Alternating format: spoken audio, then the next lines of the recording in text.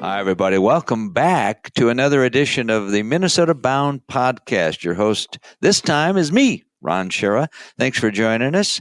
And we have a very special guest here because if you like to fish, he's one of us. I like to fish, and he's better at it than I am. And his name is Steve Pennaz. Steve, welcome to the show. Hi, Ron. Good to be here. Thanks for the invite. And if you're wondering if you've heard that name, Steve Pennaz, it's probably true because for quite a few years, we'll find out how many, he has been host and producer of a show on the Outdoor Channel, Lake Commandos, which is a neat concept. Also does some shorties called Stone Cold Fishing about ice fishing tips, and then Yamaha fishing tips as well. So, Steve, now you grew up in Minnesota, right? Yeah, I actually grew up in Minneapolis and spent a lot of time on Shingle Creek and the Mississippi River, places I could ride a bike to or walk to. Is that where the fishing bug got planted?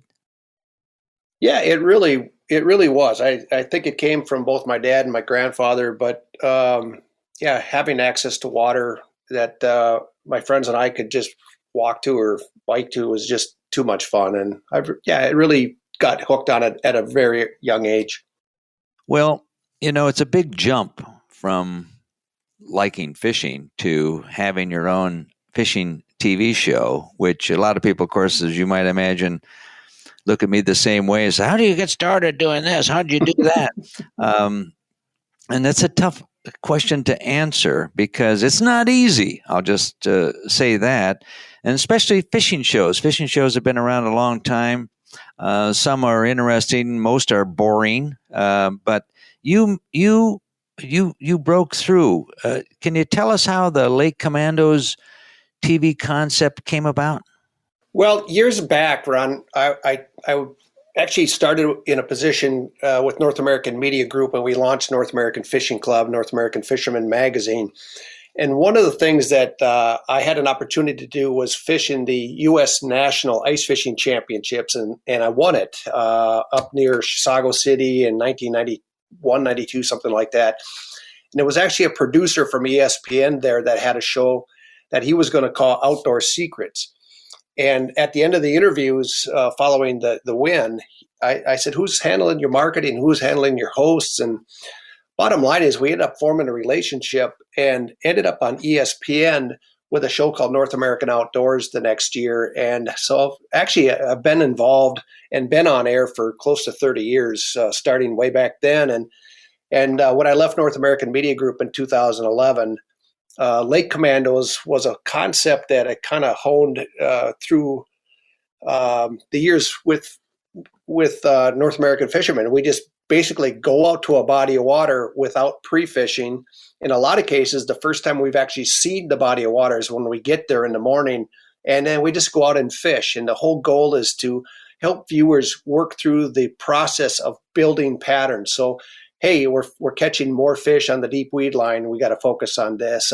We're catching more fish on orange lures versus, craw patterns versus, say, a minnow pattern.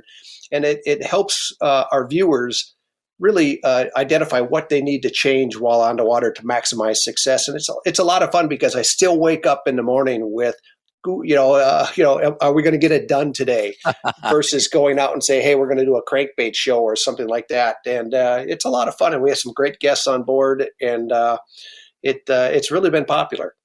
Well, it's a great concept because any angler has faced those questions as you look into a strange lake or a lake you don't know, and you go, where do I start? What do I look for? Now, in your case, do you have to always catch fish? Do you always solve the lake on Lake Commandos, or are there times you say, we did this, we did that, it didn't work, maybe we should have done that, but those are some of the things you got to think about? Over the years, we've taped probably 150 episodes, and I think we've failed in maybe 3 or 4 times. Wow. That's impressive. It comes down to a fact that I've had the opportunity to fish literally hundreds, if not thousands, of waters across the country over the years with some of the top anglers in the world. And it just starts trickling down in terms of you start seeing these patterns and start building. And if I can't figure it out, typically my guest will be able to, or between us, we'll figure it out. But yeah, it's doable. It's just I think it's one of those things that takes a while to hone the skills that kind of bring it across. Do you wade into saltwater at all?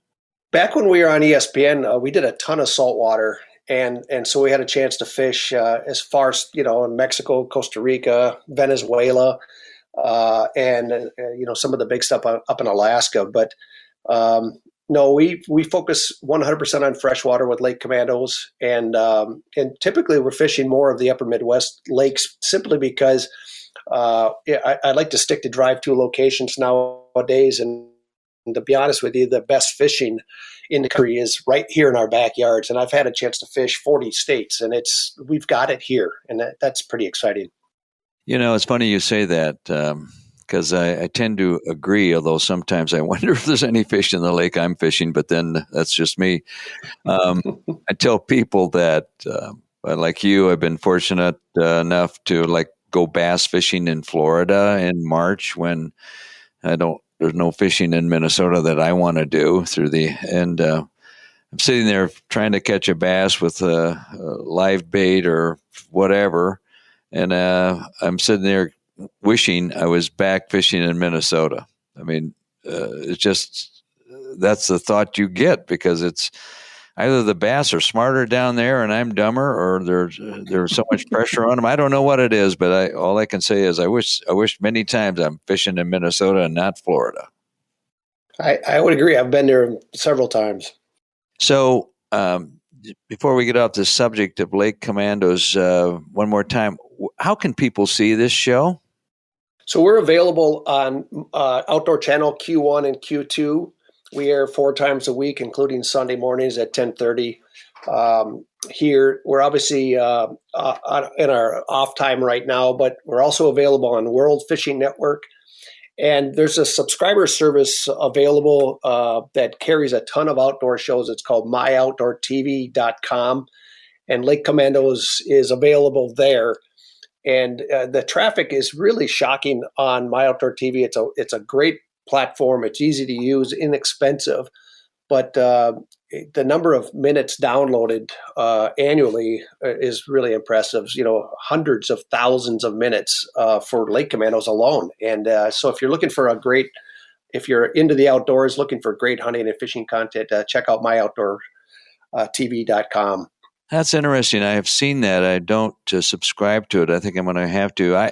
Sadly, it's not my fault, but Comcast, who carries my TV into my home, no longer carries the outdoor channel, so I don't get any of that outdoor channel content anymore. So I regret that because I was on Lake Commandos with you once, enjoyed that, and I would love to see more of your shows, but I have not. Let me back up a second. We started with, you grew up close to water as a kid, Minneapolis. You got the fishing bug. Have you ever kind of sat back, Steve, and said, what is it about fishing that I got attracted to that's kept me going from a boy into an adult male? Have you ever wondered about those things? I think about it constantly because it's also, I think, what drives a lot of other people. And I don't have a great answer. I can tell you that I enjoy the challenge. I enjoy being on the water, just the experience. Last night I was out in the boat and listened to the loons and watched the sunset and just the rocking of the waves. But I do enjoy the challenge side of things, and I do enjoy the tougher bites. One of the things, I will get bored quickly if the fish are biting on every cast. But if it's a situation where we need 5 bites and we've got 6 hours to get them or 8 hours, I thrive on that, and I thrive on the fact that I think that everybody finds it's a challenge, but it's a time. At times it's quality time spent with friends and family. At times it's the just being out And at times it's the challenge. I think those are kind of the three main things for me. Steve, let me just put this in your mind. When you find one of those places where the fish are biting on every cast, would you give me a call and I'll come over there? Oh, well said. Well said. I think you raised points that all of us have thought about. But I do. Some people will say to me, "Oh, I just like being out there. The loon calls and the sunsets and the open the air, the outdoor air. Catching fish is kind of secondary." And I go, "Wait a minute. If that's the case, take the damn hook off the end of your line." You know what I mean? So I do like to catch them. I like to have my rod bend once in a while, but I know what you mean about the tough bites. I'm not going to go into it, but I had an incident the other day where I had a real tough bite, and then suddenly Lady Luck shined all the hell all over me. It was unbelievable for 1 hour. But Steve, when we get back, by the way, I'm going to tell folks we're talking with Steve Pennaz, the host, producer of Lake Commandos television. He's also very active in a Minnesota organization called MN Fish. We'll talk about MN Fish, what it's about when we get back talking to Steve Pennaz. Steve, stand by. We'll take a little break here. I'm going to thank our newest sponsor, North Dakota Tourism and Voyager Saunas. Start planning your fall hunt in North Dakota at legendarynd.com. North Dakota is home to more than 800,000 plots, hunting acres. Those acres are private land that is open to public hunting, and the plots map guides show you exactly where all that land sits. North Dakota's ringneck pheasant crowing counts are up 15% this year, and of course that takes good habitat. The state is also home to an estimated 2.9 million breeding ducks. North Dakota, it's an absolute outdoor oasis just waiting. Bag your limit this fall in North Dakota. Visit legendarynd.com. For sure, we have to thank Connecticut again for being a longtime sponsor of our Minnesota Bound podcast. Connecticut water, for me, is very easy to talk about. I don't want to bore you, but Connecticut cleaned up the water in my home. It was iron stained and stunk like old skunk, maybe worse. And that was, 15, 20 years ago. Connecticut came to my attention. It's a water system that's advanced, takes very little salt, no electricity, and low maintenance. But it does wonders with your water. So if you have issues, whether it's city water or in my case, I had my own well but I lived along a river, and for some reason it was iron stained water. Connecticut took all of that away, and they put a drinking fountain system in my kitchen sink, and the water that comes out of there is as good as any water you'd find anywhere in any bottle anywhere. Hey there. Bill Shirk, the man about the woods. You know what? It's time to relax, and Voyager can help. Voyager builds custom saunas for your home, backyard, business, and you know what? The pick of the Shirk family, we love Voyager's mobile saunas that go anywhere we want to go. Clear grade cedar benches, spray foam insulation, Kuma wood-fired stoves, or Hilo electric heaters. These are Finnish-influenced hand-built saunas that will last a lifetime. They're constructed with care by the hometown Voyagers team. The Shirk family loves our Voyager mobile sauna. Voyager, a Minnesota movement influenced by Finnish culture. Visit VoyagerSaunas.com and get ready to distress. Trust me, it works. Welcome back to this edition of Minnesota Bound Podcast. We have a very special guest with us, Steve Pennaz, TV producer, host of Lake Commandos on the Outdoor Channel, and you can also see him on to check out myoutdoortv.com. Steve, again, welcome back to Minnesota Bound Podcast. Thanks, Ron. Now, listen, but your interest in fishing got you into a career in television and writing, etc. But your interest in fishing also compelled you, I think maybe compelled is the right word, inspired you, it might be another word, to join an organization called MNFish, MN-Fish, which, and just for total disclosement here, is that the right word? I also am a member of MNFish, and because I missed kind of the first meeting, got elected president of the organization. You shouldn't have missed that meeting. Did you vote for me? That's what I want to know, Steve Pennaz. Anyway, so I'm kind of asking inside questions here, but MNFish was organized to represent anglers in our Minnesota legislature because it dawned on a lot of us that we did not have much representation. You know, Pheasants Forever has their lobbyists, Ducks Unlimited, on and on, these conservation groups. But when it comes to fishing groups, we're kind of absent there. That was at least the motive for starting MNFish. Why did you join MNFish, Steve? I don't know if it's complicated, Ron, other than the fact that I've really had a chance to fish a lot of places.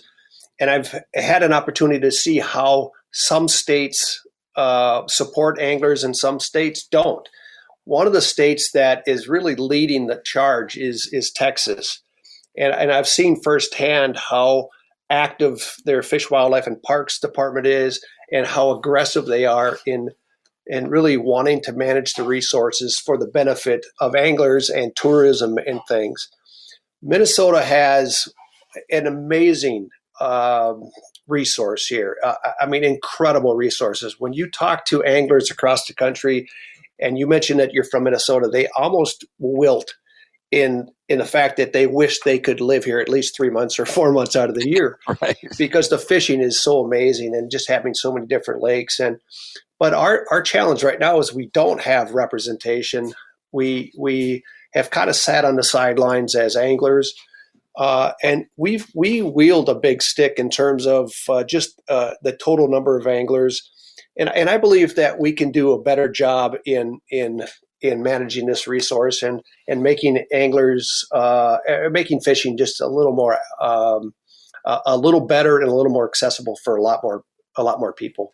Yeah, well put. As we explored this lack of representation, you go, how can this be? We have 1 million anglers, licensed buyers, and we have our own DNR fisheries department. And but we've discovered some things that could use improvement, as you just mentioned. But I'm always reminded, in my newspaper days, I wrote a story about a new organization called the Minnesota Sport Fishing Congress. They organized for the same reasons that MNFish organized. And the Sport Fishing Congress went for about 10 years, didn't make too much of a big ripple, but that was before social media and everything else. But 10 years later, I wrote another story about the Sport Fishing Congress was folding its tent. And I'll never forget the headline. I didn't write the headline, but some clever person did. It said, the A in angler stands for apathy. And that was the main reason why the Sport Fishing Congress had to fold its tent. And my goal as president is to not let apathy get us or put us out of business either. So that was an important lesson to me. And so we carry on, right? I agree. And what impressed me about MNFish is the number of anglers that want to get involved, that have gotten involved. And this is a 100%, other than we're going to announce a hiring of an executive director, but the board is made up of 100% of volunteers. And people that are involved because they want to help, they want to improve it. And it's hard not to want to be part of that. Well, some of the issues, in case some folks are wondering, well, all right, I'm in fish. What are you trying to do? You want stock more fish, or is it bigger than that? What goes on? So I've just, some of the issues, Steve, as you well know, being on our board and now a secretary as well. One of the things we're trying to do is have bonding money to improve our walleye hatcheries. bonding money to improve our public accesses. Some of those boat ramps are awful shape, and DNR hasn't done much with any of them. It's very expensive, and sadly, the boat registration money that's supposed to go for that is also subdivided for a lot of other things that DNR is supposed to do. So anyway, make a long story short, there's a huge demand for more public accesses, and there are other issues too. Sometimes there was a bill this year to go from a statewide walleye limit from 6 to 4. It was in the legislature. It had some life for a while, and then it went away. And I think so we get involved a little bit in some of these issues. Some of them are, you kind of maybe better avoiding them because you got 50% in favor and 50% opposed. But that's life. So your thoughts there? Well, I think that if we can have a synergistic relationship with the legislature and with the DNR, there's times when the DNR, we can help them. The pike regulations, we've got an issue with short pike. There could be solutions that we could work together on. Red Lake earlier this last winter was just getting crushed by anglers, and there was an opportunity for us to highlight some other bodies of water.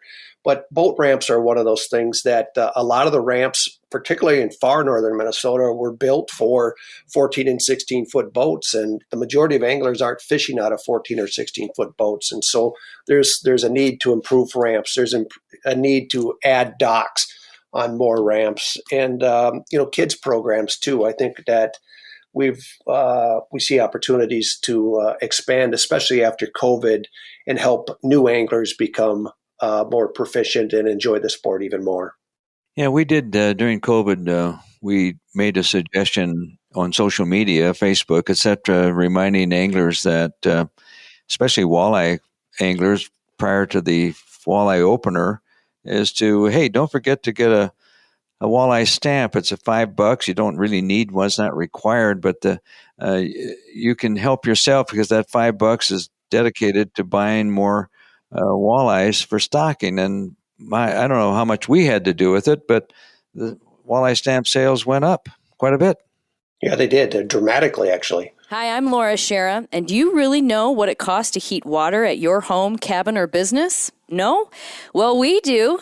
Based on data from the U.S. Department of Energy, the average annual savings for homes that heat their water with propane rather than electricity is $175.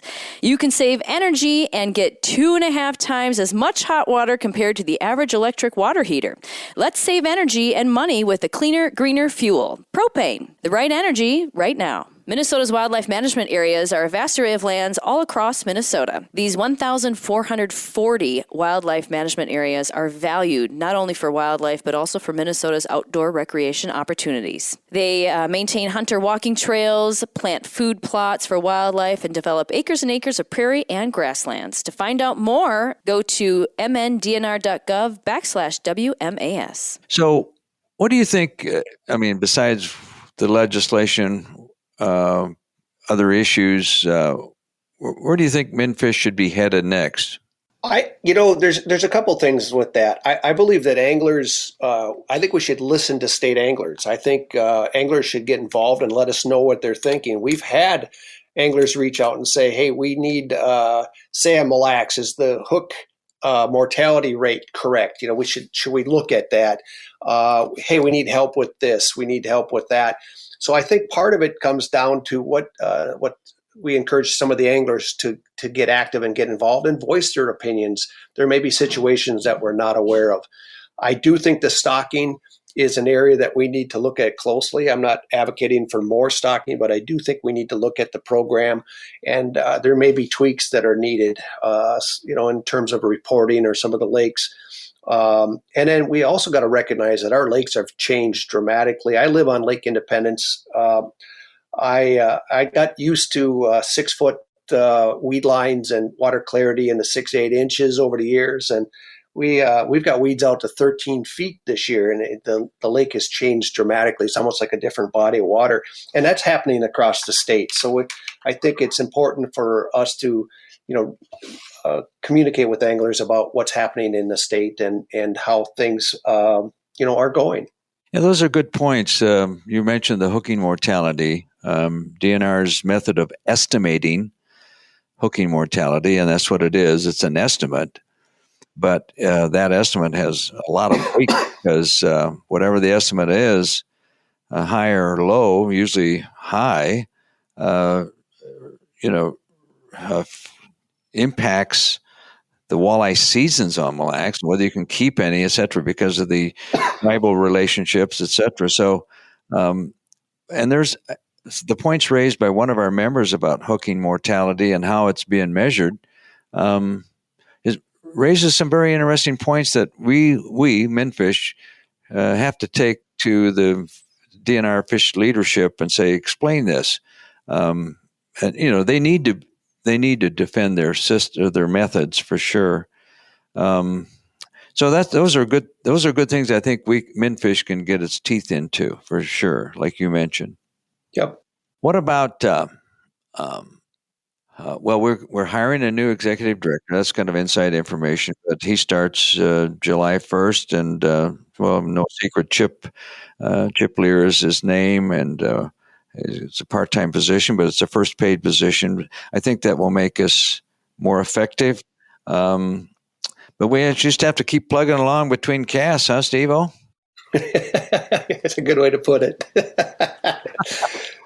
Well, you mentioned the clarity of Lake Independence. I saw recently kind of a preliminary report on looking at the impact of zebra mussels and how Lake clarity has increased with them and how they might be changing the food chain, which I find interesting, although I can never get out of my head that Lake Erie has had zebra mussels in there for 40 years or more, and their walleye population is booming. So I don't know where to come down on that, except that I guess you can't compare two lakes. It's like comparing apples and oranges sometimes. So anyway, that's another issue for us to sink our teeth in.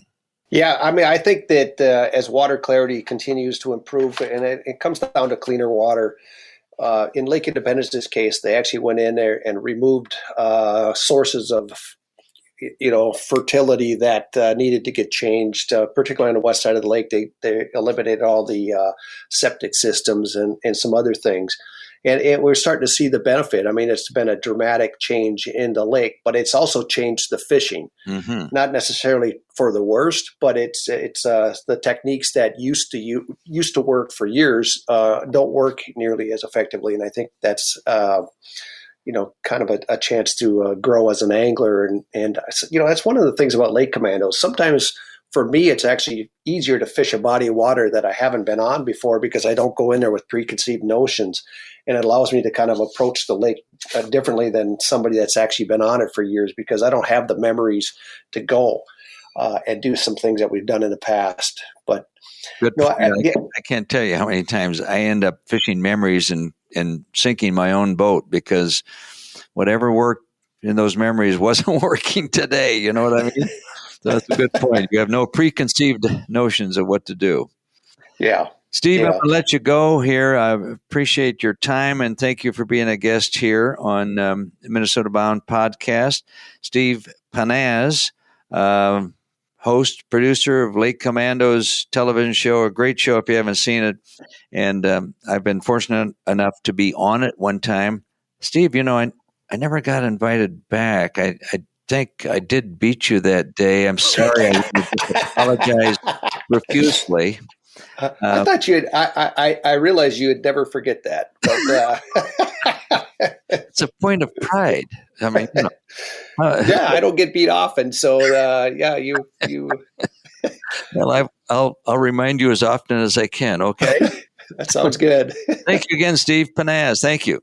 All right. Thanks, Ron. Well, with that, after thanking Steve Pennaz, we also want to thank Voyager Saunas for joining our Minnesota Bound Podcast Network. Of course, we also are grateful to Connecticut, Minnesota DNR, Minnesota Propane, and North Dakota Tourism. So we will end, as we always do, with remember, introduce a kid to the great outdoors. I'll add, take 'em fishing, huh?